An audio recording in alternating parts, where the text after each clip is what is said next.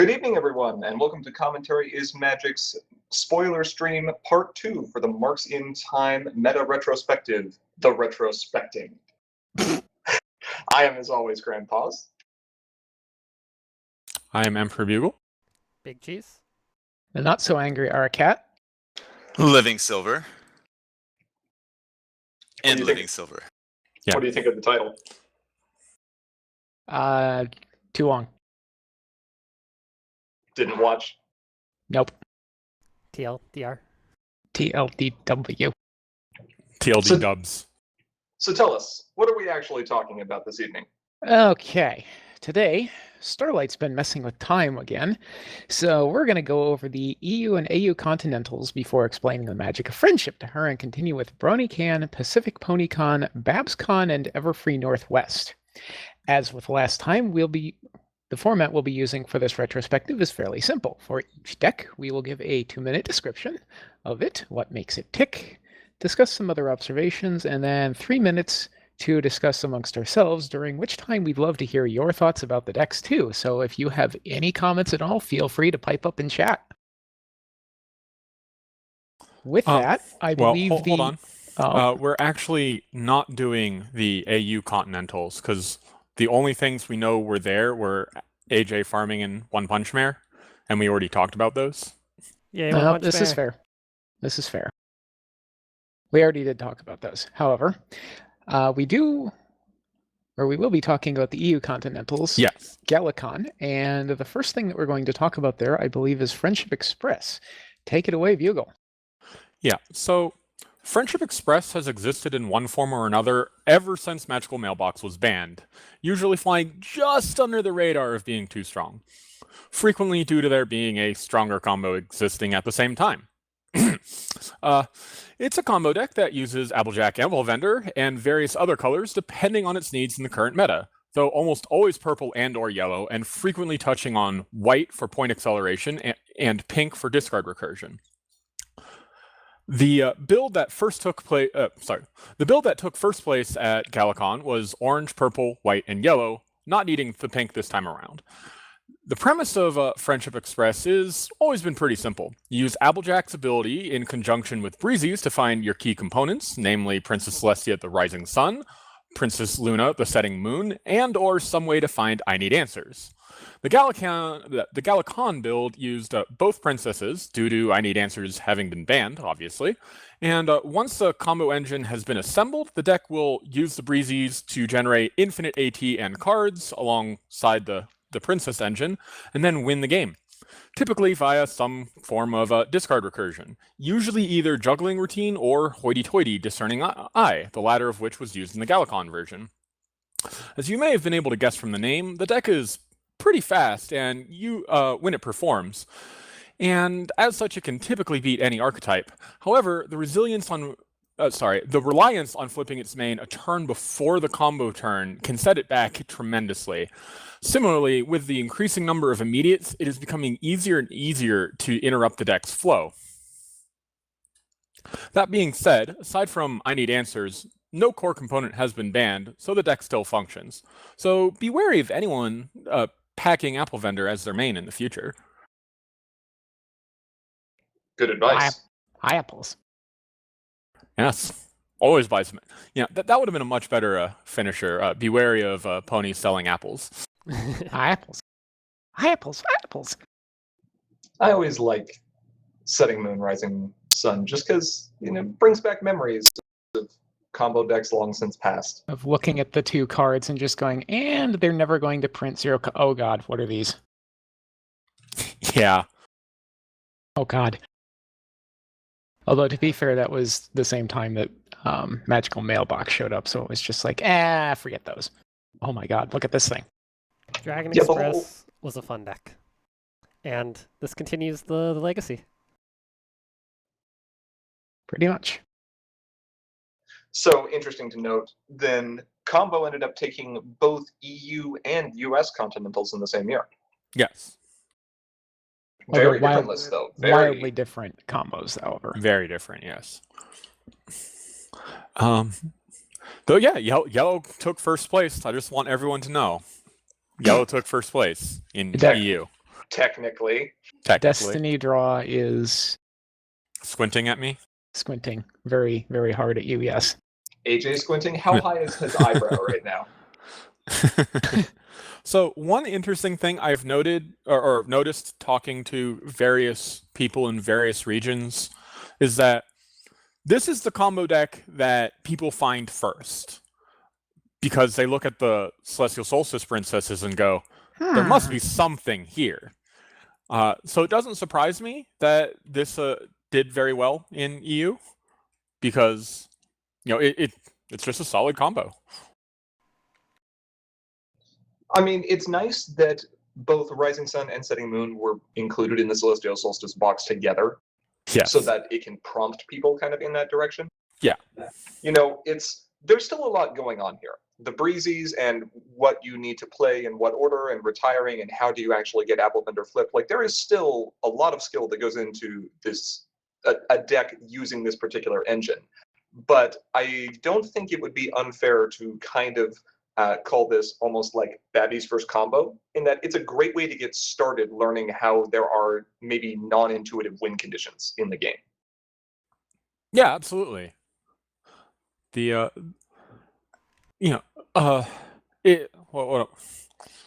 I've lost my train of thought. Let's move on. Leo, do you have any thoughts? Other than that, this was my first introduction, as you're saying, to combo and being able to use the discard pile as part of a deck. So I was very impressed when I first learned about this mechanism. That's a good point. This teaches recursion engines as well. Yes. Those things that people have wanted banned for a long, long time. That's fine. That's totally fine. Mostly, this, like you said earlier, this combo deck doesn't wreck the field quite as badly as some of the things that are banned are, which is probably why this hasn't actually been banned. Yeah. Though, one last thing I would like to point everyone's attention to, note the Trenderhoof. We'll be talking about him later. I've Yes, never we heard of him will. before. Never heard of him before. Anyway, probably time to move on to the next one. What do we have next? Next week. Me. It's mine. I am the moderator. Are you? Maybe? I don't know. Who's the moderator? Who has mod privileges? I don't know. Okay, let's move on. But I'll go ahead and talk about Dancing Tricksters. So Dancing Tricksters was the second place deck at Galacon last year. It's a slower-paced aggro deck in that it scores its points through multi-problem face-offs, but it uses control techniques to regulate the pacing of those face-offs and the game in general. The deck takes a high degree of skill to pilot, and it gets its name from its two powerhouse characters, those are Trixie and Moondancer, and then the manner in which the playstyle flips back and forth between control and aggro. Strategically, the deck operates on the principle that the player with the most AT has the most options, and it wins by leveraging these options to keep the opponent's deck mechanisms in check. When the opponent attempts to DFO, Dancing Tricksters uses events with immediate timing, or Cheerily Break It Up to disrupt their plan. Meanwhile, it uses an abundance of meticulous characters to search the deck for the two scoring powerhouses, which are Trixie, the great and powerful show-off, and Moondancer, page turner. Both of these, when played, generate a ton of power very cheaply and very quickly. When the deck's pilot is ready, and only when they are ready and able to win the face-off, does a DFO happen. And that's if it's piloted correctly. So one fun trick that this deck has is the ability to score the 5 bonus points on fire when ready when using Nightmare Scenario. There is little risk of the opponent doing the same, as Dancing Tricksters is packed with events, so that the pilot just needs to play an immediate event like Bookish Backup or something, and it disrupts the opponent's attempt to do the same thing. The deck performs exceptionally well against brute aggro decks and villain farming. However, it falls somewhat short against hard control decks, as its removal options are limited to just characters with 2 power or less, and the only tools for dealing with Troublemaker lockdowns beyond directly challenging them, are 2 dilemma cards. So that is Dancing Tricksters. Mono purple aggro. Mono purple aggro. Those are cool words. Those are weird words.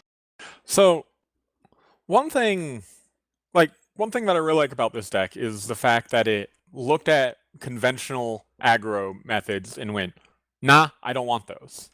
I am not going to have a single point acceleration in my deck, and a few big friends, and that's about it. And it's also using like TSUV as an aggro card, which is great. Well, Super efficient. Yeah, it is efficient. and studious. So like you win that face off, and now she effectively only costs you 2, and that's great. But like something that I've always been saying is like every color can aggro, every color can control. Like especially with the latest sets, like they've been definitely trying to push that both ways. And I think it's cool that we saw success with a non-traditional aggro deck here. I have a lot of love and a lot of hate for this deck and decks based similar on it. This is essentially the deck that I played that I learned how to play competitively against. It is extremely frustrating as a new player to jump in there and you got your powerful aggro characters ready to go down and score some DFO points, and then to have it disrupted with the Frozen and Magicite to send you back, or Cheerly repeatedly being thrown on top of the deck. Like, nah, let's not do that. Exactly.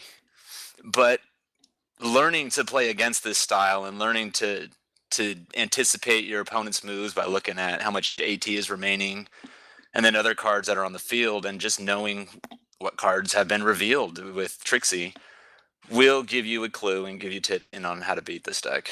Mm-hmm. This is a brutal control engine to go up against as a straightforward aggro deck. Yeah. We touched on this a little bit when we have talked about the possibility of purple farming existing in the Defenders of Equestria meta, and that the advantage that purple brings to a lot of the more aggressive playstyles is not that it's necessarily better or faster than the colors that already do it well, it's that it packs more tricks. And that's exactly what this deck is doing. Like you're talking about, Frozen in Magicite, Nap Cakes, Interdimensional Portal, even some anti-combo tech with Magical Misfire. Yeah, the 2 magical misfires, and also a Tantibus. Yeah. Cool list. Yeah, this is a pretty interesting list. I don't know that it ever plays the Tantibus, but it's interesting. I'm trying to remember on the primer. The Tantibus was thrown in there specifically, I believe it was for farming, when competing against farming decks. Okay. As was the Ursa Vanquisher. One of the purposes of the Ursa Vanquisher was for farming, and the other, of course, was just raw aggro. Very Okay. cool. Shall we move on? Yes. All right. Up next, we have Princess Twilight Sparkle Orange Chaos Control. Grand Pause. You seem like you know something about this. I like me some orange-purple chaos control. What can I say? But while I'm doing that here in the States, far across the Atlantic last year, an entirely different group of players was also exploring the possibilities provided by chaos control decks and piloting them to success at GalaCon 2016. And this particular list, featuring Princess Twilight Sparkle as its main, made it into the top 8. Much like Waking Nightmare, which we discussed last week, chaos control decks tend to rely more on powerful chaos effects on cards flipped during face-offs to disrupt or slow down opponents, and by doing so, tend to be more AT efficient than other event or friend-based control decks that have additional resource costs to playing cards. Dr. Who's Time Loop and several of the same chaos effects in Shirley, Break It Up, and Moondancer and Zap exist here, but with far fewer troublemakers than Waking Nightmare, this list actually leans heavier towards the aggressive end of playstyles than the slow, grindy control we saw at Gen Con. A full playset of gyros and 3 carbo loaders, combined with multiple instances of Meticulous across friends, can help the deck dig deep to find its more limited number of chaos cards, and thanks to Limestone Pie and Starsword research, starting and winning face-offs actually becomes a better tactic than simply waiting for the opponent to try to do so. With more aggressive power, this particular deck can certainly close out games faster than harder controlled variants can. But its reliance on winning problem face-offs using friends as a primary win condition, and its smaller number of disrupting events and troublemakers, means that it's more fragile than the harder Chaos lock versions. Additionally, flipping Princess Twilight can be very difficult given a bad starting hand, as you either require a Factory Jack and a Dr. Hooves or Limestone, or you need to have one of your 3 Aloysius in hand early on, since the deck is not running Ancient Research. Compare this to the typical turn 1 or turn 2 flips of Princess Luna Dream Guide in the orange-purple Chaos control decks, and you'll see why this particular list might struggle with the early game, especially against hyper-aggressive blue decks or combos for which it packs no tools. Nonetheless, once Dr. Hooves is safely in play and Chaos cards are accessible, the deck really starts to show its teeth. So, we saw this deck at Everfree, right? Or something very similar? Very, very close to it, yes. Yeah, because we know Smithers was at both events. Indeed. Yes, he was. And this was very interesting to play against. There were some alterations that had been made to the deck since then, but it still functioned quite well. It ended up making top 8 at Everfree, if I recall correctly. I think it even made top 4. I believe it made top 4, yes. Yeah, though it does have a few other ways to flip its main. They're harder, though. Like, you could play Aloe into Star Swirl Research, for example. Yeah, that's true. I mean, that's not the best way, but it's a way. This does look quite annoying. Though, this deck is super greedy on orange entry. Like, I know greedy entry. Yes, you do. You do know greedy entry. This has 4... Like, if you lose Trading Traditions, the only way to get orange is the 1 copy of Apples and Oranges. Now, admittedly, it has is gyros. running 3 gyros. It does have 3 gyros, yes. But I do remember playing against a build similar to this, which, again, only had 1 copy of Apples and Oranges. And when I got rid of their Trading Traditions, and they used their 1 Apples and Oranges, and then I played a party of 1, Smithers was kind of sad. I bet he was. That's pretty rough. Now, I think something that's good to note here is much like the mono-purple aggro deck that Leo was just talking about, this is a deck that actually prefers playing its Moon Dancers and leaving them on the field compared to using them to put a variety of chaos effects on top of the deck. It has a lot of ways to put stuff on top, so Moon Dancer just gets really big really fast. Right. You look at the number of instances of Meticulous that are present across the various friends, especially with Limestone Pie, who has Meticulous too, and you can very easily get up to 7, if not 9 power Moon Dancers on your turn. And if you want to talk about being efficient, yeah. So that is the strength in the more aggressive lists of this. Notice it's running a smaller variety of chaos effects and a smaller volume, but it's packing 3 copies of Gyro to be able to tutor up things like Frozen and Magicite if it needs to. And it still has the Factory Organizer Dr. Hooves engine there to make sure you can keep things on top and still gain good AT. Yes, packing the hooves alone is such an increase in power because you can keep flipping the same thing. Yeah, also, speaking of the Carbos, like, there's a lot of Earth Bonies in this deck. The Gyros and the Aloes, they have that in the play effect, and then, bam, they're extra flips. Yep, a cool list. So who's next? Or what is next? Well, we've talked about mono-purple aggro, and then we've talked about purple-orange chaos control. So let's shift things back to mono-purple, but stay in the control realm for a while. Let's go back to Princess Twilight. Absolutely. Take it away, Ara. Did someone say friendship? Friendship. Friendship. Okay, turning away from relatively pure chaos control to a more traditional troublemaker and forced movement control, this essentially mono-purple deck saw placements in EU Continentals, though not much outside of that as far as we're aware. As was just mentioned, making the deck purple lets it bring forced movement to the table, which allows the deck to defend troublemakers using Ursa Vanquisher, an age-old tactic that's still fairly viable. Minuet Fast Forward can assist in this endeavor by flickering friends. Thunderlane. Don't know anything about that. The troublemakers. Nope. Just got to a Thunderlane. busy not sitting still. The Troublemakers are mostly the usual suspects for being annoying, the exception here being Fluttershy Brute, a card which hasn't seen much play but acts as persistent resource removal for the long game that this deck wants. In the case that the opponent does start a face-off, a handful of Chaos Control tools are also included. Zap and Cheerily Break It Up are the notable items here, along with assorted tools to set a card on top of the deck.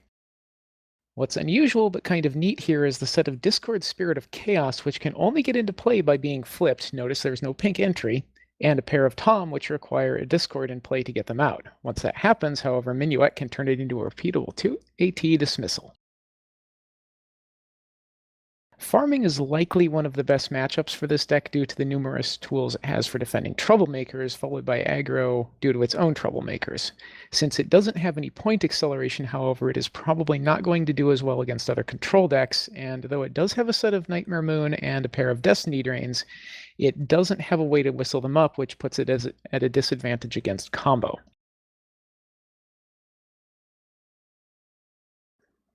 Fairly interesting. The pink inclusion is really tech. Yes. I mean, you know something about purple pink with discords. I do know something about purple pink with Discord, but I was certainly not trying to play control in that list. No. And what's interesting here is you can tell from the problem suite that's present here, he's actually banking on getting those Discords into play pretty heavily. Yeah, Yes. that's potentially a big risk, but Oh, he does have good ways to get those on top of his deck. I mean, either that or he's just trying to confront the opponent's problem. I mean, that's true. We do have... Were both of the top 8 lists this list, or were they slightly different? I do not know offhand. It's interesting. This deck really similar to the last one. In that last time we had Hooves that was able to take stuff from the bottom of the draw deck and stuff from hand. This deck can do the same, but it uses 2 different cards to do that. We have Spike that drives from the bottom, and we have Zakora that throws stuff on top for chaos effects. Yes, it does have 2 of those, but it also doesn't have a hooves like you'd expect most Chaos Control. It's, as I said, mono using purple. it a little bit more Let's- light. Spike constantly flipping Tom or Zap on top of those. Pretty annoying. Yep. I also hadn't considered playing Tom off of Discord's power when he's in play and then flickering him with Minuet. That's pretty cute. Seems pretty annoying, yeah. And you also, if we look here, you still have the turn 1 I win the game that we've had since Premiere. Turn 1 double yellow Parasprite. yeah. Wipe yes? Come on. Yellow Turn 1 Parasprite and a Nightmare Nightmare Moon. Moon. Yellow Parasprite. Yeah, All absolutely. right, that's fair. Turn 1 Nightmare Moon, yellow Parasprite. Opponent plays a dilemma, out comes a Fluttershy. Nope, no resources for you, even if you get any, and manage to hold on to them. Aww. And I'm curious the function of a single Chrissy. Is that just to get more of the cards that we need at any time? I mean, yeah, basically. I mean, lots of decks run just a single Chrissy because she is unique and she's effectively what you need her to be at the time. No. The only thing she's there for is to copy the opponent's Ping lane? hooves. No, hooves. Oh. That's how this deck plays the hooves. Okay. You know, it probably had the chance to do that multiple times. Actually, that's another interesting point. You could potentially use Chrissy to copy something like a Smooze. And And get into pink. yeah, If you're willing to wait a turn for it. Yeah, you do have to wait the turn. Yeah, copying Kevin would not work, incidentally. sad. Nope. All right, Okay. next list. Let's move on to Pinky, Ambassador of Laughter and White. Leo. I think you're actually skipping Oh, one here. Yeah. So I am. Wow. All right. Let's try that again. AJ Farming Grandpa's? There we go. Thank you. Now, I'm good at we've this. covered... Technically skipping 2. Shush. Technically. Now, we've covered AJ farming before, but variants in lists can lead to dramatically different play styles. And this particular version, which took a spot in top 8 at Galacon, is a more traditional list, running high numbers of extra flip events and a small selection of impactful friends, along with a high volume of epic troublemakers, though not typically as high as the 17 that are present here. Beat epics, get AJ bigger, pack some resource dismissal to get AJ out of cardboard boxes, and you're pretty well positioned for at least an above average run at most major tournaments.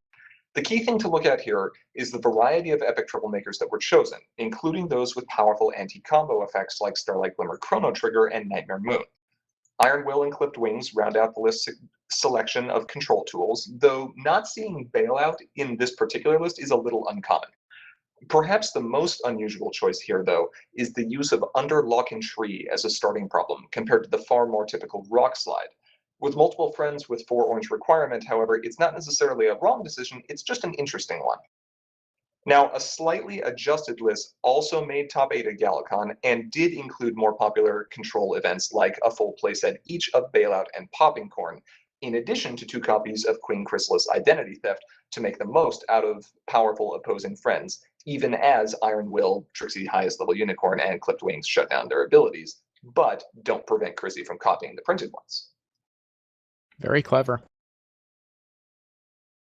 I only have one thing to say about this deck, which is Feathers would be proud. Look at all them troublemakers. Too many But friends. there's friends. There are friends, but what's important is that there's a ton of troublemakers.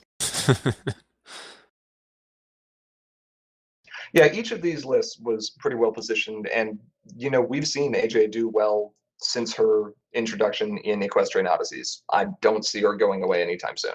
Yeah, I think the moral of the story here is everyone builds orange farming differently, but they all work. At least to some degree. Yeah. Throw in some epics and some extra flips, and you're probably fine. It's nice to have farming be more accessible than it was back in the day when you either had to run really wonky lists with Princess Twilight or you had to get a good distribution of card types with ModPie. I mean, you say accessible, but look at the ultra rare counts, man. This is true. The epics are somewhat difficult to get. I think this second list has more ultra rares. More than half the deck, I think, is ultra rares. Let me use a different word instead of accessible then. It's easy to understand how you're supposed to build the deck. This is fair. If you have access to a large volume of cards or large financial backing to support your totally good card playing habit, you should totally do that. It's not a drug. Then you can build AJ farming and understand how it is supposed to function and how it's supposed to look with a good amount of wiggle room. What was that about Gabby? Nothing. I didn't say anything. Just sitting here. Okay. Just making sure. Sitting calmly and quietly. I was wrong. There's only 21. Not quite half. That's a lot of ultra rares. And still a lot of ultra. That is a lot of ultra rares. I don't think I've ever run that many in a deck. No, because we play combo decks that run 3. One of them. Which is only there for the win loop or something. Yeah. I'm sure we'll hear more about AJ later, though. But yeah, lots and lots in AJ. AJ. I have this. Shall we move away from AJ? You can try. We Her can cousin? we can push her into the background. You can put her in a Or the box. back. In the- Push her home. Yeah. Yes. Can do Let's move to her cousin. repeatedly every turn. Okay. Technically her cousin, we think. Yes. Smudge. Probably. Related by a smudge. Yes. Leo, tell us about Pinky. Actually, tell us about Pinky Ambassador of Laughter and White. Yes, one of my favorite mains, Pinky, Ambassador of Laughter. So like Dancing Tricksters, the deck I spoke about earlier, this deck uses a mixture of control and aggro techniques to score points while disrupting the pace of the game. A pink and white deck, this deck is distinct in that it uses color strengths not typically thought of or associated with its respective colors. While pink is typically used for its card draw and excellent removal, this deck makes good use of its discount on friends. And while white is typically associated with point acceleration, banishment, and taxes, this deck makes strong use of its ability to restrict movement. That's not to say that it doesn't feature dismissal or point acceleration, as it does both of those well. It features 2 powerful methods for removing friends en masse. Party of One, and DJ Pony Loose Cannon. The problem with using those methods of removal to remove an opponent's friends is that they tend to remove the deck's friends as well. So this is why Pinky, the ambassador of laughter, is so important to this deck. She allows it to repopulate the board with characters at a pace that's hopefully faster than the opponent. Even if new friends are not able to be played right away, Photo Finish, Seikase, and Blackmail still allow the deck to score points every turn. One trick with this deck that I found amusing is to use the problem Get Lost to dismiss Loose Cannon as she's played. So this clears the problem of any friends that were there. Sadly, however, not many opponents are going to pile important friends on that problem in the first place. So this deck works well against control decks or decks that rely on one or two powerful friends to function. However, it's extremely vulnerable to yellow and blue aggro decks, as those decks tend to generate lots of friends and they do it quickly. And this prevents Pinky from flipping. Furthermore, the secondary entry options in this deck are lacking, as usually you need more than one card to make them work, like Singing Barrel into Soprano or Kevin into another Kevin or something like that. And that is Pinky. Oh, Pinky is always kind of interesting. Just getting her flipped. Unfortunately, I don't see a whole lot of relatively cheap, easy to play early on friends here. Everything in this deck costs 2 or more, except for Vinyl, who has a 4 rec. Exactly. So, seems kind of hard to actually flip her. But she's Pinky. She has so many friends. So many. The fastest move I see is Torch Song into Singing Barrel, and then hopefully into Rarity or something else. Yeah, I guess in this point, you're really hoping that the opponent is going to be banking their AT and you're hoping to go first. But the problem is, if your opponent's playing Pinky, Ambassador, or Laughter and they drop a friend on turn 1, you're going to drop a friend on your turn 1 too. Not if I'm you're going to blue match. enough. I might match that anyway. Just to mess up their... It messes up your main too, though, is the problem. So much. It does, but I am the jerk who will occasionally do very Fair weird enough. things just to mess up your flip. Which... I'm a little surprised that there's not a Trading Traditions for a starting problem as well, at least because that at least leaves you 9 solid options for an opening card. Well, it does let you open up with a Soprano, which that would actually be really funny if you go first, just to see if the opponent has anything good to remove. Grandpa's knows about turn 1 Sopranos. I do know about turn 1 Sopranos. Turn 1 Soprano with Pinkie Pie Ambassador of Laughter is actually super cute as well, because if you end up going first and then pass your turn with 2 AT saved after naming white with Trading Traditions, your opponent goes and says, they don't have a board state, I can just bank. And then at the end of their turn, you Soprano them, you get to pick something out of their hand, and you start the turn with more friends than they have. Oops. Yeah.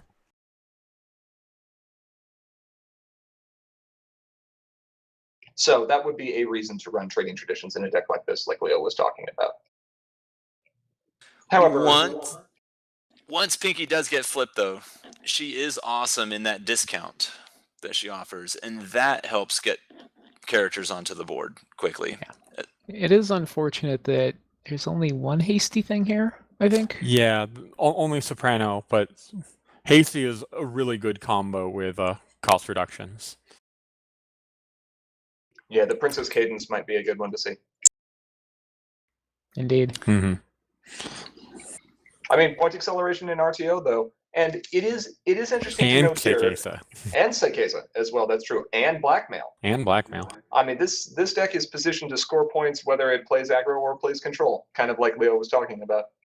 Okay, so that's it for Galacon, actually. So we're going to be moving back to the States, and... well, actually... We're going to be going Starlight. Yeah. We're moving back to the States and back to... What? Actually, we're not moving back to the States. Oh, no, we're not. You're right. Back to the North America, though. Yes. There we go. Yes. Yes, this is Brony Can, not Brony Con. My mistake. And we are starting with a deck affectionately named This Main Should Be Banned. Can you tell us why it's called that, Aura? Not just yet. So, if blue has a problem, and I'm not saying that it does, it's that it tends to run out of cards in hand. If only there was a main that you draw a card each turn, was in a color that synergized well with blue, and in the opinion of this deck's creator, should have been banned years ago. It's a darn shame nothing like that exists. It really is. In any case, pink and blue are two great tastes that taste great together. And when you take the power cards out of blue, some staples out of pink, add a dash of multicolor, and set it down in front of what continues to be the only pink main in the game, sorry Leo, it's no surprise that you get a powerful aggro deck that surprisingly didn't seem to show up too much in the meta, but definitely took the trophy at BronyCon. It can go fast to win aggro races, it can slow down for explosive turns to close the game out, it can beat down troublemakers with sheer economy of movement, or just splat them if it comes down to it with a copy of Epic Win, mess with opponents using the finest tools that blue and pink have to offer, and force combo to do something other than hoard tokens with our good friend Jerkface. Thanks to Vinyl, it'll generally find the cards it needs to do most of that too. The deck really doesn't have much to hide. There's something to be said for simplicity, and that something is a solid aggro deck that most players should be able to pilot effectively. Though it does have decent answers to a lot of things, dedicated control decks can build enough of a wall that this main should be banned will have issues breaking through. It's also fairly weak to anything that can remove its entry. Locking it out of blue will effectively take the wind out of its sails, and though this can be difficult, preventing Vinyl from flipping will completely lock it out of its pink. This is, or has been in my local meta for quite some time, and this was a terror through most of the high magic meta, as well as through the Marks meta. You'll notice that there's actually, I think, 2 cards in here from Marks, which are the pumpkins and... Where's the best Just that, ultra yeah. rare? The best blue Marks ultra rare? It's absent. 4-back is Surprisingly, hard for this deck. Yeah. it's not as hard as you'd think, but at the same time, the deck's creator didn't really see a whole lot of value in Thunderlane. I actually happen to agree with him on this point. Yeah, I Especially was with wondering about uneven it. ground. I would just Was like it- to... I was just going to say, especially with uneven ground in play, it does make it hard to get 4 AT at once. Well, not the AT isn't the problem. The wreck is more the problem because it's got the Wonderbolt traps and 2-bits And Cloud Chasers. and Cloud Chasers. Like it's got a lot of AT and it's a secret to every pony. Yeah. Yeah, at the right point in the game, this will just be like 4 AT, whatever, I got that. And also, most of the time, it's not dealing with an opposing Jerkface. That generally didn't get used if it was intending on going aggro. Yeah. Yeah, it might depend on the meta. If you're playing against a lot of pink, well, Thunderlane doesn't tend to stay on the board for that long. No. No, it is Yes. not. I would just like to say hello to Gilda, my old friend. Have you come to stay with her again? No. But yeah, no. Blue pink. Blue pink is definitely a color combination to look out for. Harry did very well with it, with Bluna, and here we see a Vinyl build, and there might be 1 or 2 good cards that accelerate the game plan in Defenders. Maybe 1 or 2. 1 or 2 or 30. Those But I'm numbers sure- are basically the same. 1, 2, 30. That's how you count. Yeah. No, you count 2, 6, 10, 14. Come on, you know this. It's So really, it's any number that's less than about 24 million. They're all about the same, right? yes, Angel Wings is one of them. Yes. Anyway, Oh, This yes. deck is also sitting with the Snips and Snails, poised for turn 2 Snips and Snails, which should be strong in this upcoming meta. Oh, yeah. I mean, turn 2 Snips and Snails has been relevant for a long time. Yeah, but we're well past relevant at this point in time, and we're into this might be the correct meta call to make. Yeah. Yes. It was super strong at Everfree. Snips and Snails. Godot, the reason there's no wildfires is because it has the 3 Lyra bonds. And I guess didn't want to double up on that.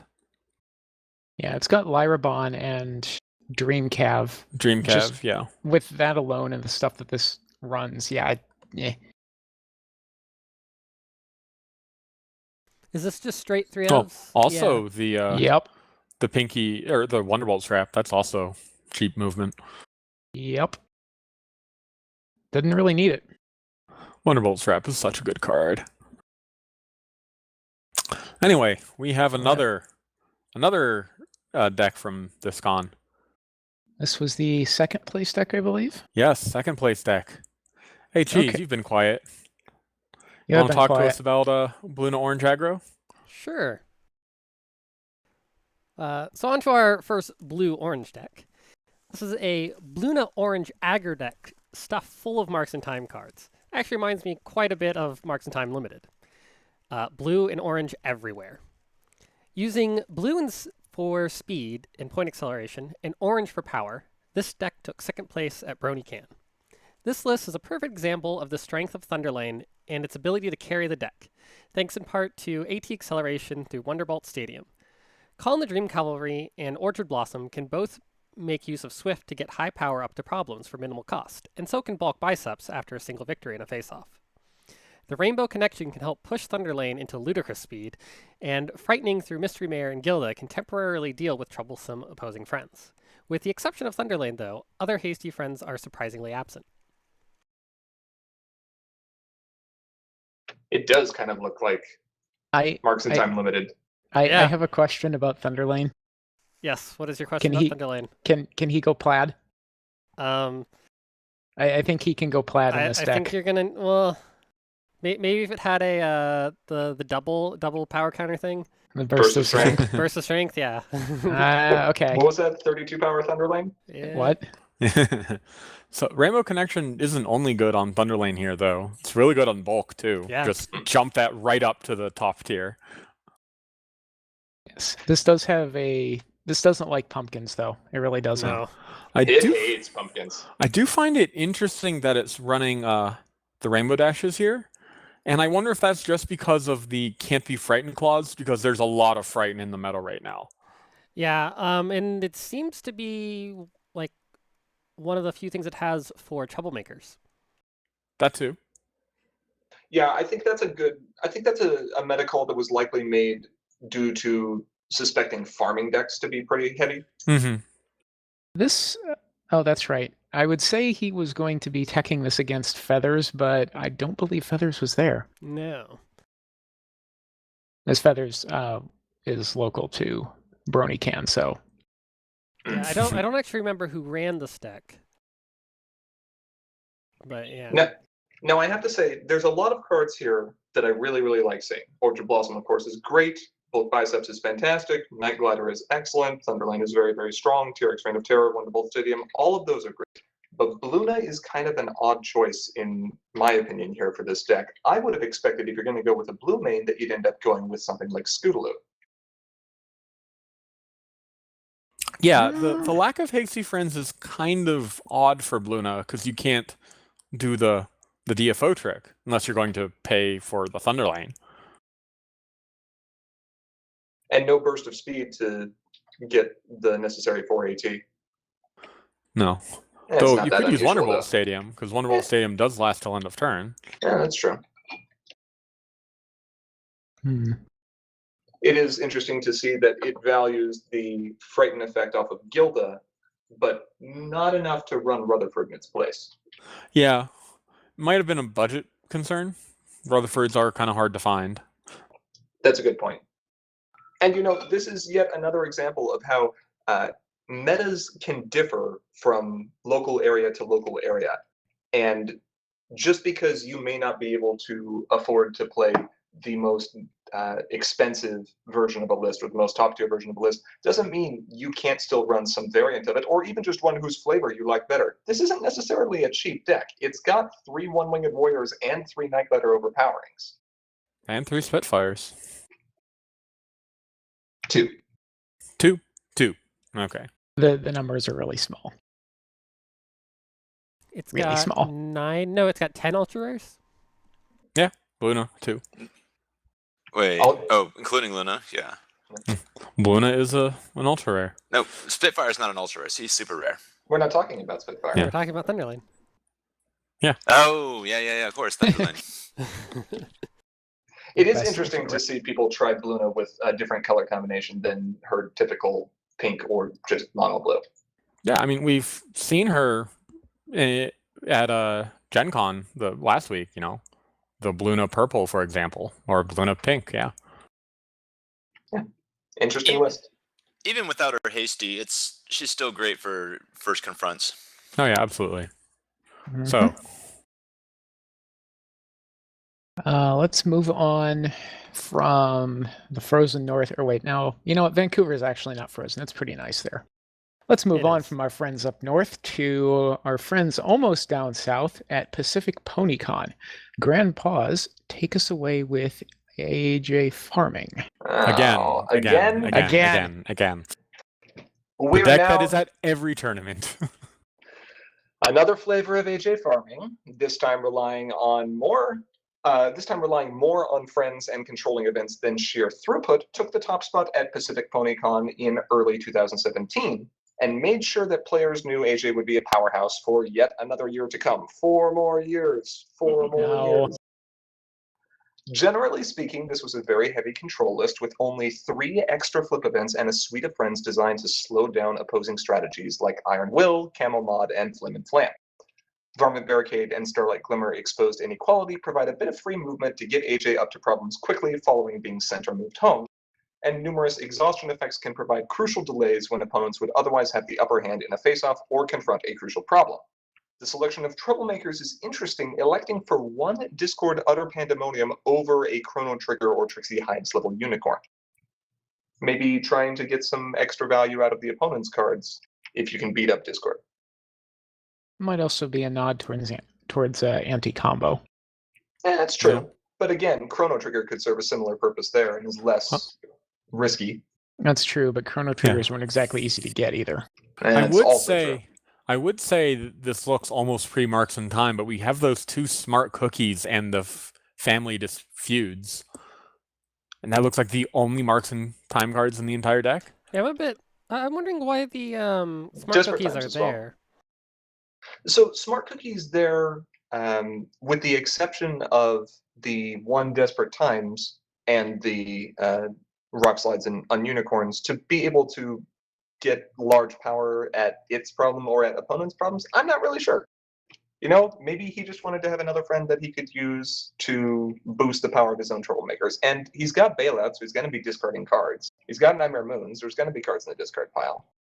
Why not have some extra power? He's got Troublemakers that he's going to beat up. Those are going to the discard pile. Smart Cookie might be there as an alternate method of getting the orange requirement out if, for some reason, AJ isn't allowed to be in a face-off.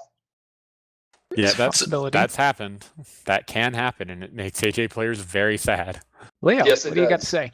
Yeah, so I was around when the updates were being made to this deck. The Marks in Time additions were kind of a last-minute thing, as the creator of the deck, Thomas, had not invested much into the new set and didn't know much about what was happening in the current meta. And it was only at the last minute that he learned about some really cool cards to throw in there. So that's why we don't see a lot of reflection of Marks, and it is highly reminiscent of the High Magic era still, and before. Yep. But it's AJ. Yeah, had it not been for that, I might have actually thought that the smart cookies were a defense against certain kinds of white decks that like to steal stuff out of your discard. Maybe. Well, I've had to use those for that purpose before, but my meta's weird. That's fair. Speaking of echoes of previous decks that we saw in 2016, Ara, why don't you talk to us a little bit about the 2nd place finish at Pacific PonyCon 2017? Sure. Last time we covered Scoots White, and in a testament to the comments about this deck showing up at all levels and being fairly customizable, another variant performed well at Pacific PonyCon. Unlike the aforementioned deck that brought more control options and answers to the table, this build opts for acceleration, movement, efficiency, and of course the best ultra rare, Thunder Lane, to try to aggro faster. There is a cute little trick here with Sapphire Shores and Cybernetic Limb Actuator, which is an accessory, allowing her to move for free, but at the cost of burning one of the deck's precious immediates during the main phase. That said, if you needed the 2 AT to close the game out, that might just do it.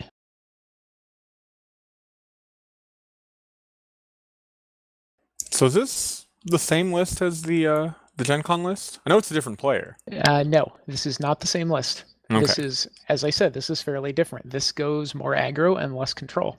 Oh, fair enough.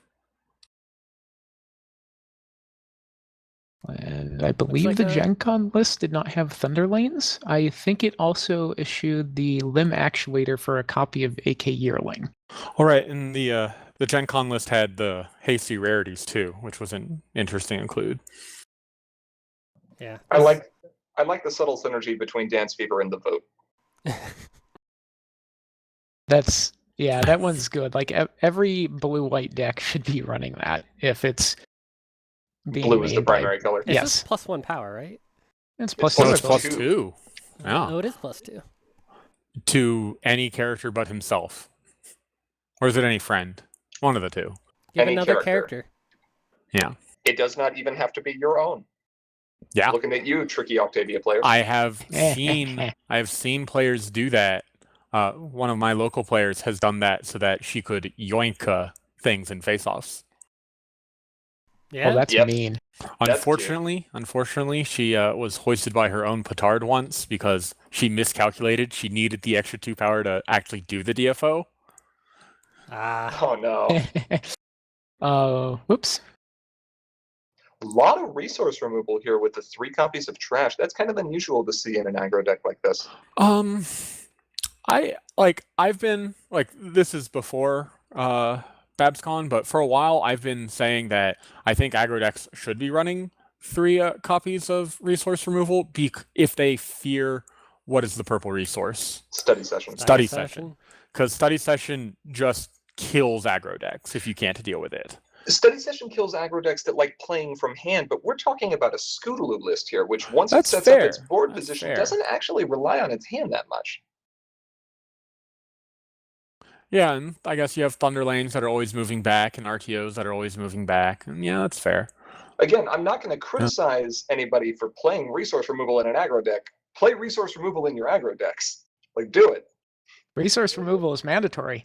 Yes, it is. The 3 is just an interesting number. But, Mhm. you know, this is a nice list in that it doesn't try to do anything fancy with running fewer than 2 copies of, or fewer than a full playset of any card. It says, I want these 15 cards. And an equal Cool, my chance to get deck's all done. of them. Yep. 13-13 or 15-15-15. Yeah. Solid list. It did well. Yeah. Had some Yep. close games at Pacific PonyCon against some other blue-orange lists or other orange-blue Yeah. lists. Yeah, Yeah, this Scoots. I like seeing Scoots do well. I'm glad that we have different varieties of blue aggro. You mean- We have full throttle and steady acceleration. Doing well outside of limited, where she dominates. Yes. Right. yeah, no. Okay. Let's see. What's up next? Hey, let's move around in California a little bit and head up to San Francisco for BabsCon. Bugle, tell us about Vinyl's Bag of Tricks. So far, Vinyl's Bag of Tricks, or VBot, has only played at 2 major tournaments, being a relative newcomer to the scene, but it took first at BabsCon and second at Everfree, and that's a pretty good showing for only being in 2 tournaments. Like Zipperwheel before it, VBot is another toolbox control deck that relies on running an answer to just about everything it can think of.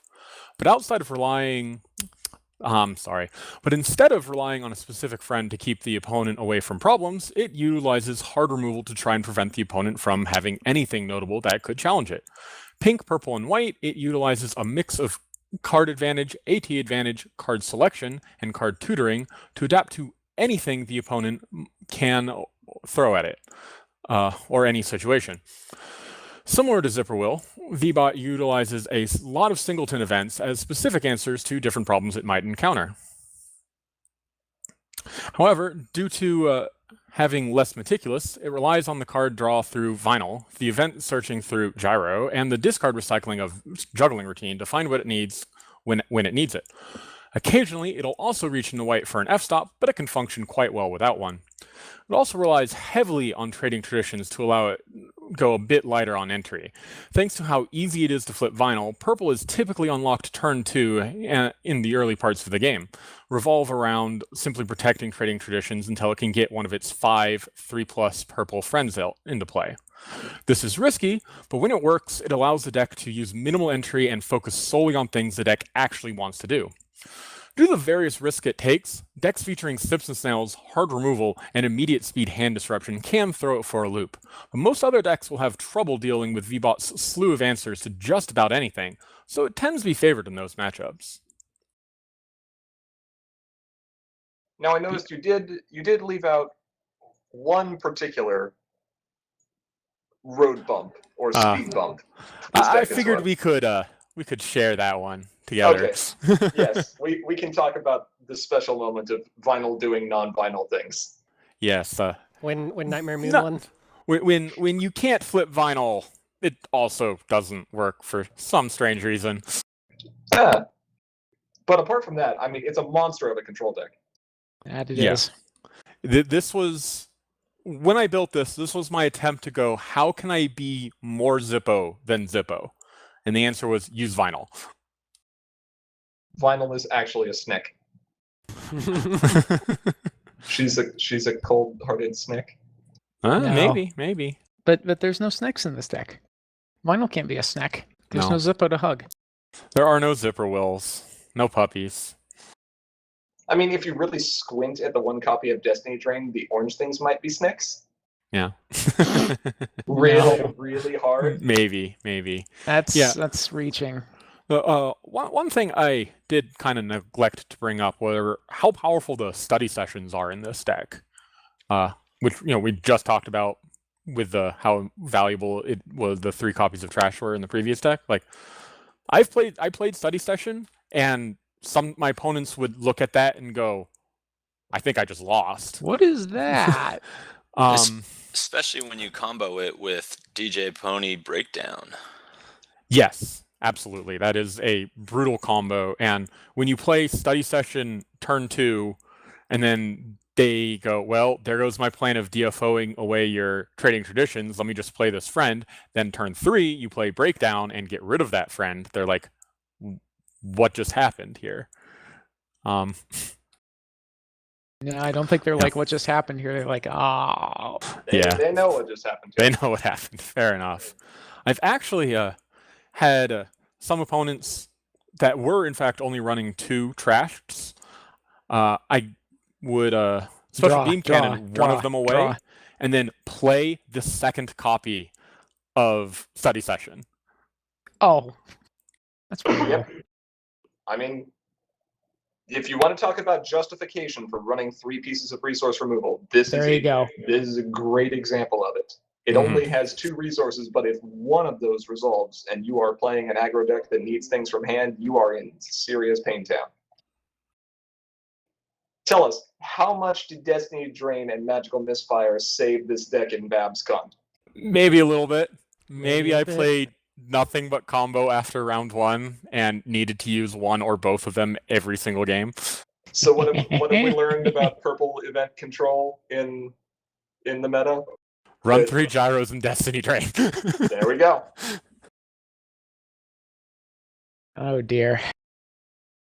Let's keep on the subject of purple and talk about the second place deck at BabsCon, which was Purple Pile. Jeez. You all thought Pile was dead. It is dead when Penny got banned, right? Yeah, no, it ended with the Penny ban. Well, this player apparently missed that and brought Purple Pile to BabsCon, taking second place. As in most Pile builds, this is a pure multi-turn combo. However, unlike most builds, this one is running purple almost purely for AT acceleration. Aside from that, it runs 9 defensive cards in an attempt to last long enough for DJ to do her thing. It plays very similarly to Penny Pile builds. You defend and save up enough AT to get down multiple DJ shufflings in a single turn and pop them on your opponent's turn for points. 2, 6, 8, 10. 10. No. Wait, no, 2, 6, 8. 14. There we go. Gotta Aura, remember did you that. forget how to count? No, I didn't forget how to count. The song just goes, it's 2.6 points, and then it trails off, and I don't remember what's happening from there. You can't extrapolate from that? No, Too hard. there's only two data samples. I need So- I more have data. to say, Hmm? my favorite memory of this deck was watching Big Cheese playing against it and getting very excited when he realized it was Pile. His eyes lit up and he goes, "Oh, I used to play Pile back in my day." It was Yeah. hilarious. After the finals, he came up to the mic and was like, "Let me just talk to you guys about Pile for a bit." It's not dead. Not dead. And this particular player, actually, we just saw he took top 8 at the Magic event in Las Vegas. Yeah, And he was bringing his quad sleeves to MTG. Yeah, this whole deck, which you shuffle so much, was sleeved with top loaders, and he actually shuffled quite fast. He's Four- very good. Yes, he's It very is good at sleeved this. 4 times. Yeah. Inner sleeves, outer sleeves, more outer sleeves, top loaders. Yeah, it was entertaining. As a PSA, if you're going to quad sleeve your deck, please practice shuffling it ahead of time. He could shuffle his deck pretty quickly. Oh yes, Yeah. no, he could. Faster I'm saying, than I can, probably. yeah. I'm saying he was a great example of exactly what you do if you're going to go over the top in terms of sleeving your deck. But in terms of this against Penny Pile, having to take so many slots up for your AT it does hurt it a bit. It's a bit slower and doesn't have as many defensive options, but it still does perform pretty well. Yeah, I think really one of the things that it had going for it were people just weren't expecting it to be there. Like, Yeah, no it's one like expected Pile is dead. I don't need to tech against Pile. Oh and god, then what's Pile this? showed up, and they're like, how do I play against this deck? I forgot.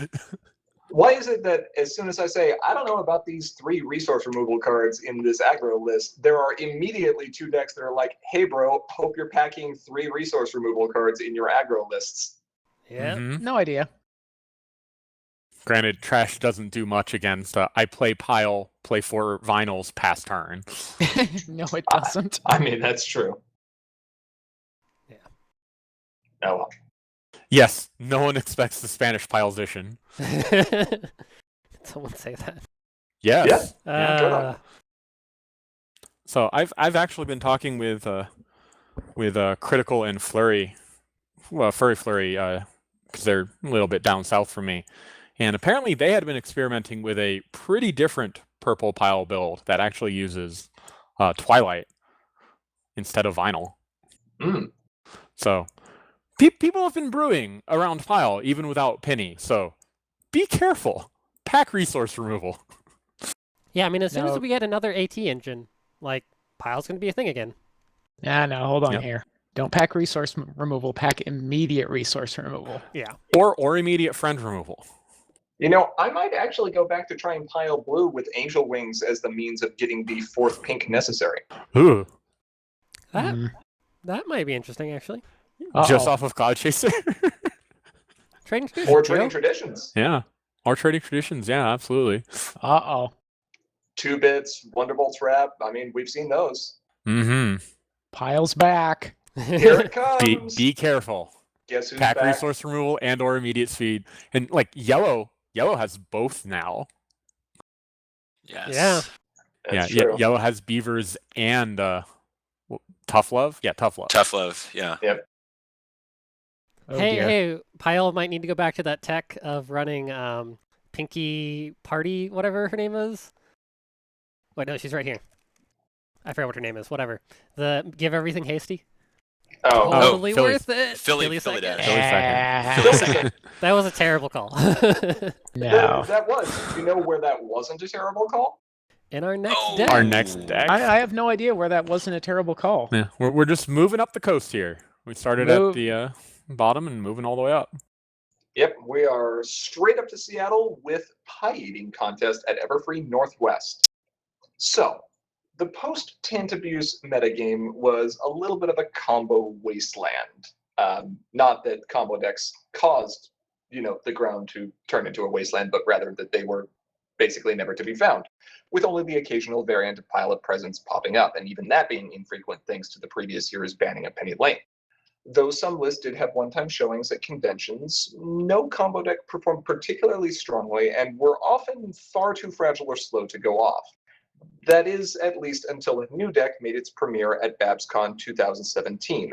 You know what I'm talking about, right? Nah, no, I've probably never heard of it. Ah. Oh. Pie Eating Contest is a pink-blue-white combo deck that utilizes the Trenderhoof recursion engine inside of a face-off, along with Pinkie Pie Philly Second and Burst of Speed in order to accomplish a few goals. Reach infinite AT until the end of the face-off, gain control of and retire every opposing friend, and force the opponent to draw and subsequently discard their entire deck. Thanks to Party Favor's ability to make additional bodies upon leaving play, the deck can combo off from a relatively non-threatening board state, and since it's within the colors of the vote, it had tremendous protection against most immediate speed disruption opponents were running. Peck, as it's commonly called, has a few unique elements to it. It was one of the few combo decks to choose to run a full playset of Pinkie Pie Every Pony's PFF, and more significantly, one of the only decks whose main win condition wasn't even a win, but like Tantabuse, forced the opponent into a position where they would have no meaningful plays or actions to take. The true magic of the deck was being able to sequence playing its key friends properly, staggering them inside of a face-off with Sorin Pie-powered, retiring Party Favor to bring back Burst of Speed, and generate the necessary AT to complete the combo loop. Though it didn't quite break top 2 at BabsCon, a few adjustments to include Nightmare Moon Deep Darkness and Snips and Snails Problem Solvers gave it the needed edge against vinyl-controlled decks like VBot and helped it secure its first place at Everfree just a month later. Peck is a very fast one-turn kill combo deck, but requires multiple pieces to be able to go off in time to outrace other combo decks, and its reliance on a discard pile renders it vulnerable to Magical Misfire and Destiny Drain. It was a fun deck to run. Still is. Still is a fun deck to run. It was a fun deck to lose to.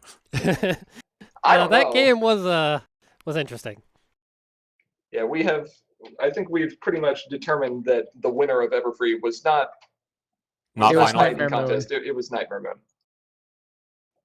I'm okay with this.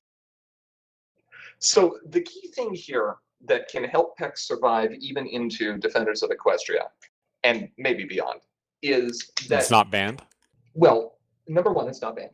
Number two, it has enough flexibility in its card slots that you can adapt it for your local meta. If people are packing a bunch of anti-combo tools, which we're seeing more frequently in more metas, you can run to Nightmare Moon, Deep Darkness, or Snips and Snails Problem Solvers to try to lock them out of the necessary color requirement. If they're running a bunch of AT accelerations or chaos control decks, you might want to run a couple copies of Nightmare Star since you don't actually care about exhausting your own friends. I mean, there's the one Matilda can help you to avoid being capped on time. There's a lot of things that can be done. Well, I mean, that's kind of par for the course with most high-tier combo decks. They're very flexible and can answer just about anything. You want to talk about a combo deck that really rides the razor's edge, though, in terms of this is okay, this is not okay. People have very strong opinions about this deck, one way or the other. Yeah. One thing I love about it and the ingenuity behind its mechanism is everything takes place during a face-off. So that really limits the answers that people can have to it. It does and it doesn't, in that it opens up a couple problematic ones like Yoink, but it also shuts off a lot of main phase removal like you're talking about. Yeah, it's flexible in that it has to anticipate what answers the opponent has and try and go around those. Which is why it had trouble against toolboxes that are like, I have every answer. And it's like, well, how do I beat every answer? And the answer was to think outside the box. No, the vote isn't enough, though, because of other things like hand discard, and then what happens? And then discard, or, if you're waiting so long, because this deck has 6 different key pieces, if a single one of those hits the discard, then Destiny Drain. Vote's not going to save you from that.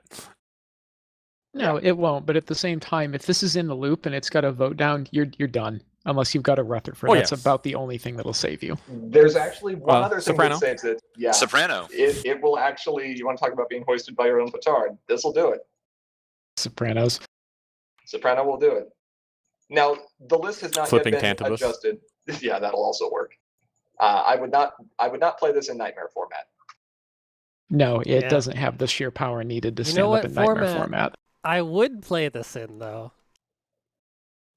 Go on. Harmony? Villain Harmony? challenge. No, I would play this in Villain Challenge. Oh God, That that Oh, is true. Soprano doesn't say opponent. You can actually deck your teammates as well, and and win the neither entire. does Sugar Bell. I mean, Yeah. you could deck yourself as well. Just, No, no, that's no, the no, no. last step. Just get rid of everything in the Right. entire game, Right, so there's right, nothing right. left. And That's just, the last step. Yeah. The And game say- ends with everyone's everything in their discards, and their mains are just kind of huddled in the corner going, I'm cold. This is why we can't have nice things. I would say this is why we can't have villainous things. This is why Villain we can't- challenge Peck. Terrible. Yeah, that's terrible. this is on the villain challenge ban list along with Zippo. Yes, it is. But Anyway. puppies. No So- puppies. So I believe that gets us caught up to at least last Not- month, right? Not quite. I Not mean- quite. Bugle, I believe, piloted VBot Oh, to a second I'm- place finish. I'm sorry, Bugle. Forgive me. And Yeah, but not. but any additional comments about VBot? Nightmare Moon makes it sad. Maybe it was a little greedy on its entry.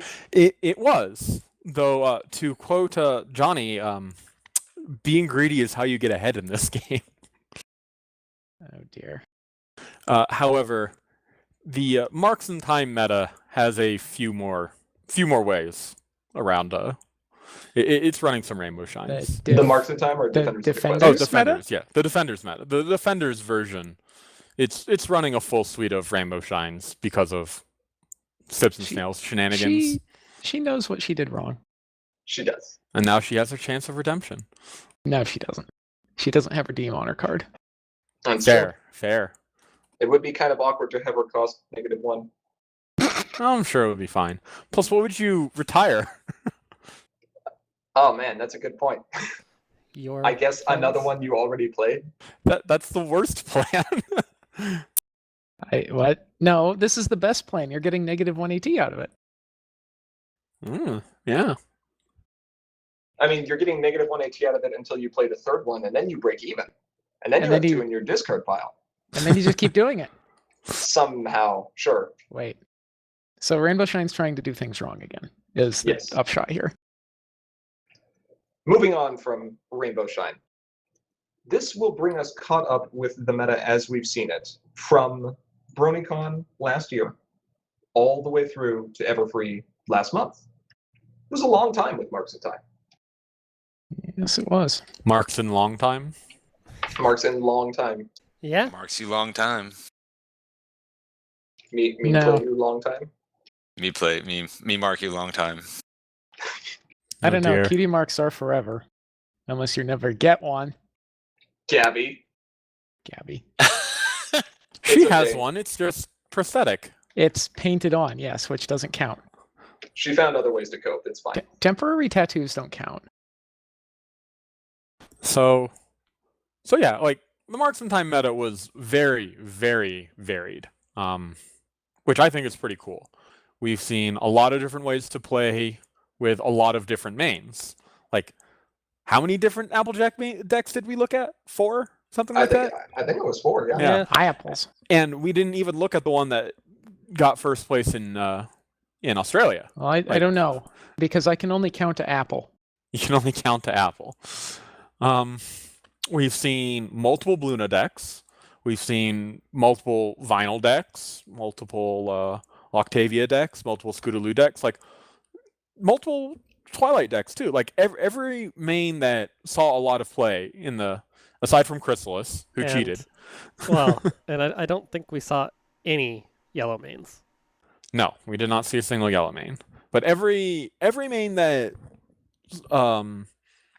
has been widely considered as being one of the top tier mains for the last since Marks has a lot of different ways to play with it, and I think that's pretty awesome.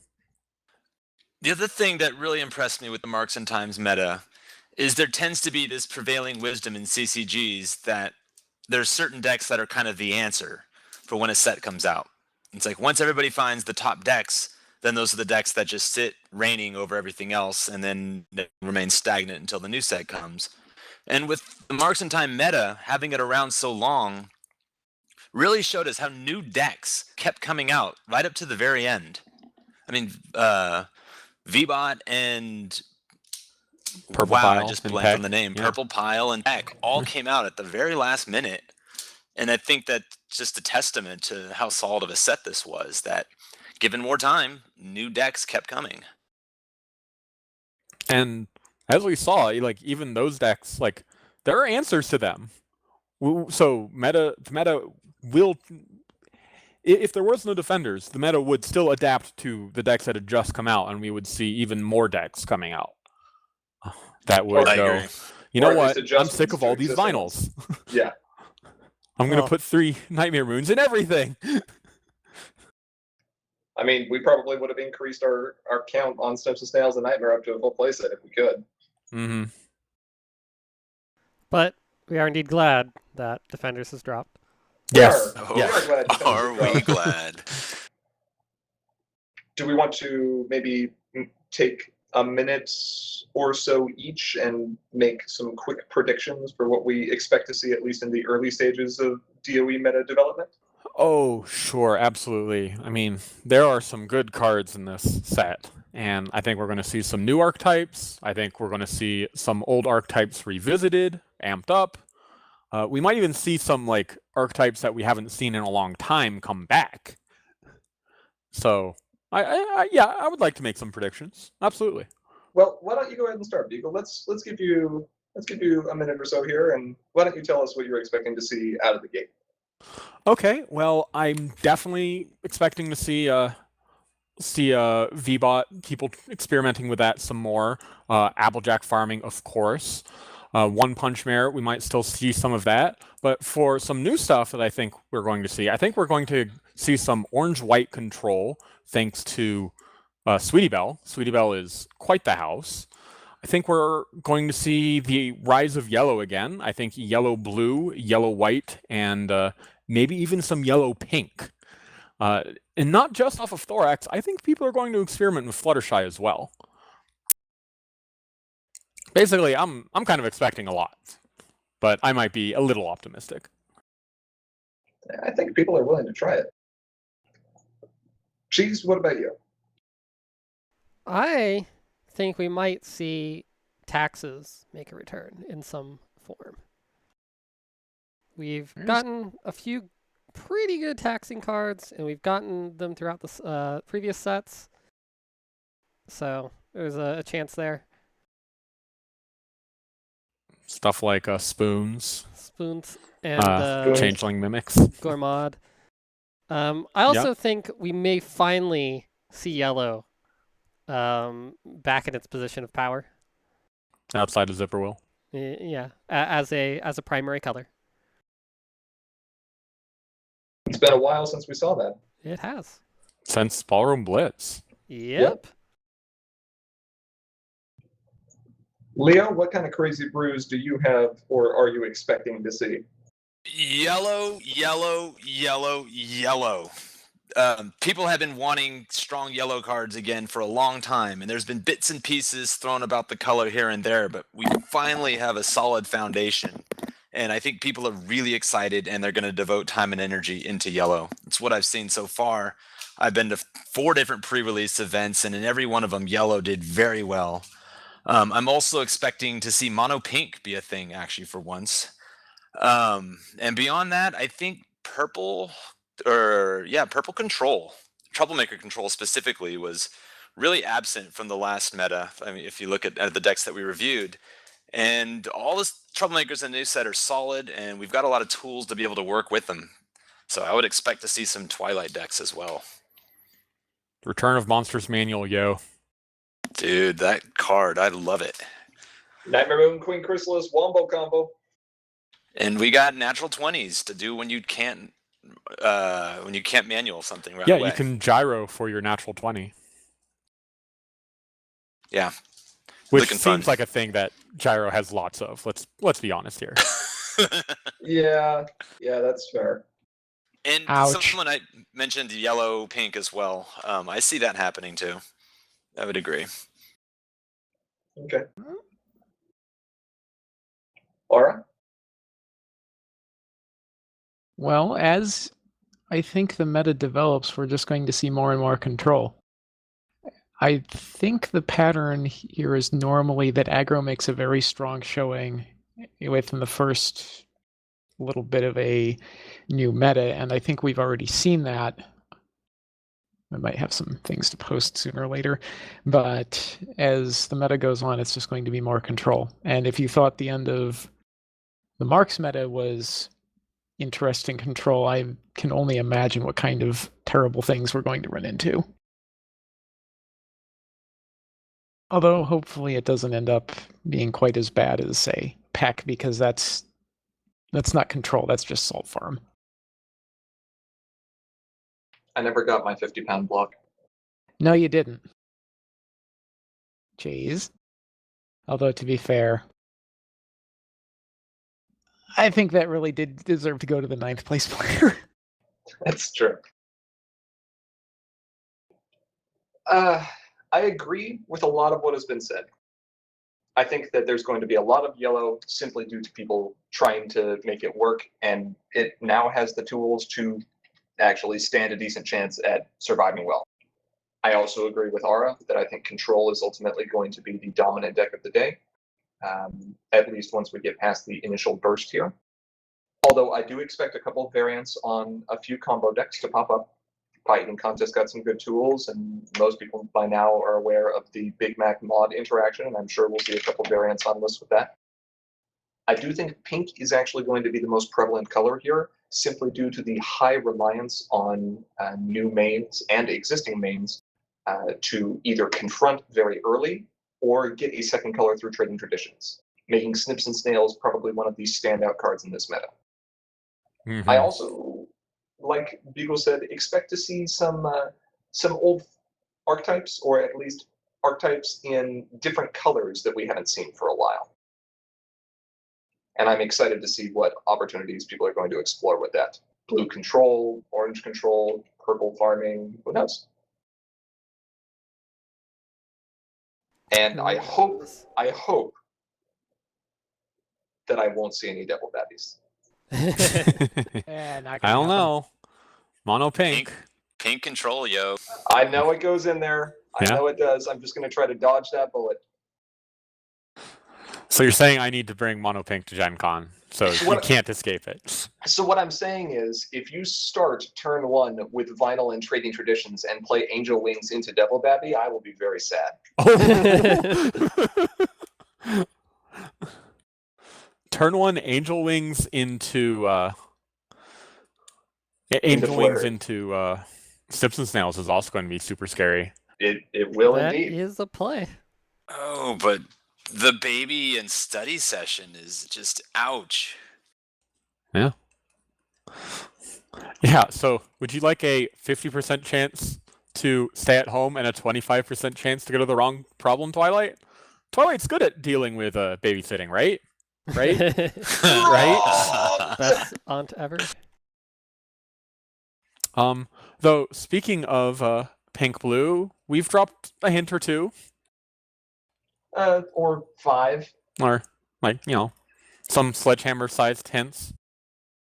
So many hints that it's like a teasing aroma. It's kind of making me hungry. Making me hungry for deck lists. So, I think is that the last deck that we're going to predict might be in the meta? Yeah, I think we should probably touch on that briefly. All right.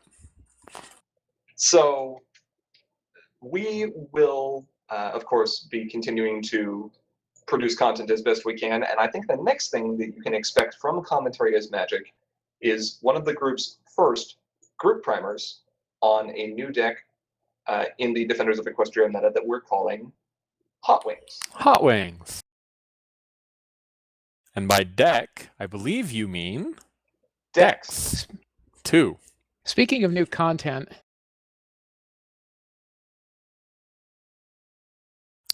So yeah, this is it's pink blue. It is just also blue pink, depending on which variety of hot wings you prefer. Do you want some blazing hot wings, or would you prefer the original hot recipe? There's an argument to be made for either. Yep, both are tasty. Both are fast. Both are very tasty, and both will go very fast. That's right. So, I believe we actually hinted at some of the plays that these decks can do. You know, angel wings into sips and snails. Like that's a thing. It is a thing.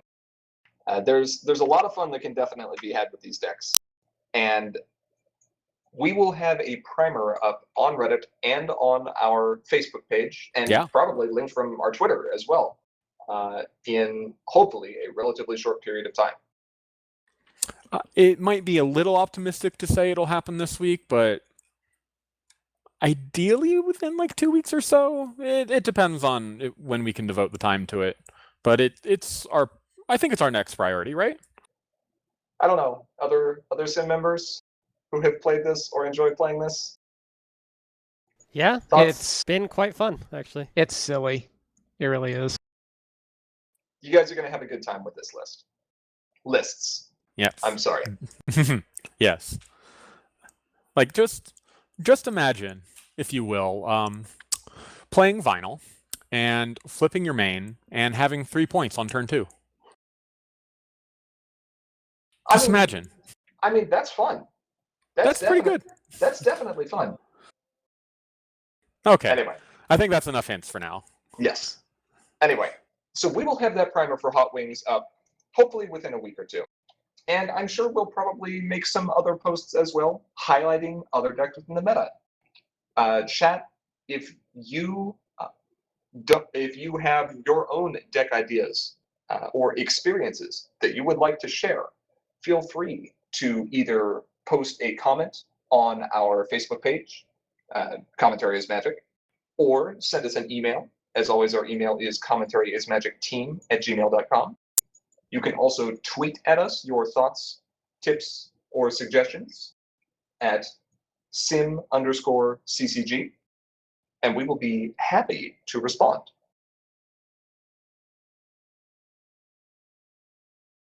Absolutely. Well, I'm glad we finally got to cover the Marks in Time meta. It was a fun one. Mm-hmm. Though, to be fair, we kind of had to wait for it to end. It ended as soon as pre-release hit. Yeah. Well, yeah, that's what I'm saying. Like, we'd been talking about this for months and months, but unfortunately, Defenders just kept slipping out of our grasp, so we had to wait a little bit. But I think that's cool because we got to see more decks that way. So hey, testament to Marks in Time. Very good set. I think that's what we can take from this. Marks in Time was a very good set. Yes, it was. And DOE promises to be good as well. Absolutely.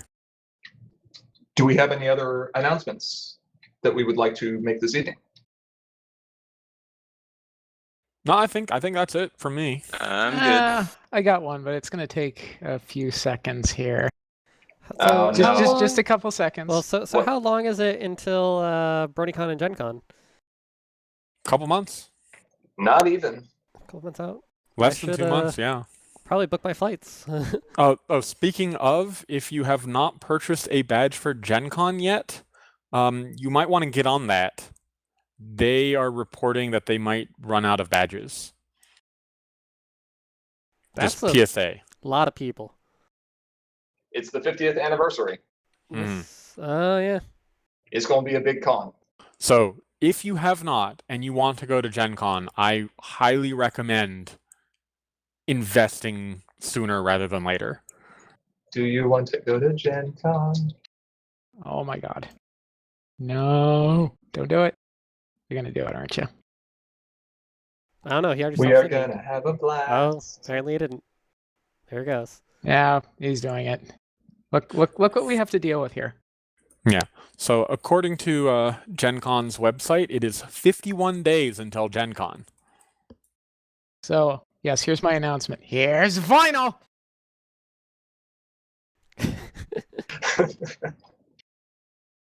You're having too much fun with this. Oh Yes, I dear. am. I also like the backwards It's text on yeah, their I'm head. shuffling. That is some high quality 5-minute hack job there, Ara. Well done. Anyway, that is the sign that we are slowly losing our minds. So with Implying that- that we ever had them. True. So with that, it's probably best that we close the stream for this evening. But thank you so much to everyone who joined us. Of course, if you would like to support us, in addition to providing any comments or feedback, there is a donation link in Fluttershy's basket down below. The events that we put on at conventions, including the live streaming and data charges associated with them, do require actual real-world money and not just bits or Apple photos. So every bit you can give helps. And helps us to do awesome things like, I don't know, live stream Gen Con and provide remote commentary. Mm-hmm. Anyway, with that, that will wrap up our Marks in Time Meta Retrospective Part 2 here. Thank you everyone for joining us. As always, I am Grandpaws. I am Emperor Bugle. Big cheese. I'm completely memed out, Arakat. Leo the Living Silver. And we'll see you all very soon. Goodbye. Bye-bye.